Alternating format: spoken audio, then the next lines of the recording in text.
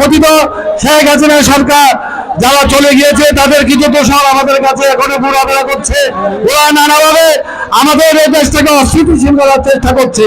আমি মনে করি আমাদের এই বিএনপি এবং অঙ্গ সংগঠনের সমস্ত নেতা কর্মী এবং জনগণকে ঐক্যবদ্ধভাবে এই পতিত সরকারের দোষরদেরকে সুশৃঙ্খলভাবে নিয়ন্ত্রণ করতে হবে। আপনারা ধৈর্য ধরে এতক্ষণ অপেক্ষা করছেন, আপনাদেরকে ধন্যবাদ দিচ্ছি।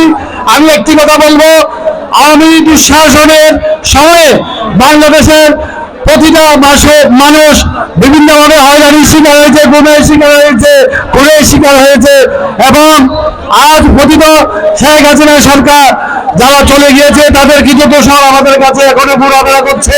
ওরা নানাভাবে আমাদের এই দেশটাকে অস্থিতিশীল করার চেষ্টা করছে।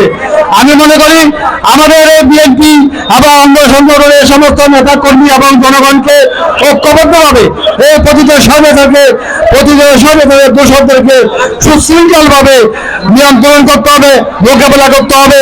আমি আর সময় নিচ্ছি না, আমাদের আজকের প্রধান অতিথি আপনাদের উদ্দেশ্যে বক্তব্য রাখবেন। আপনারা মন্তব্য দলের পক্ষ থেকে থাকেন নির্বাচনে আমরা হুমবাম কাদের 34 সালকে নির্বাচন করবো ইনশাআল্লাহ। সকলের সুস্বাস্থ্য কামনা করছি।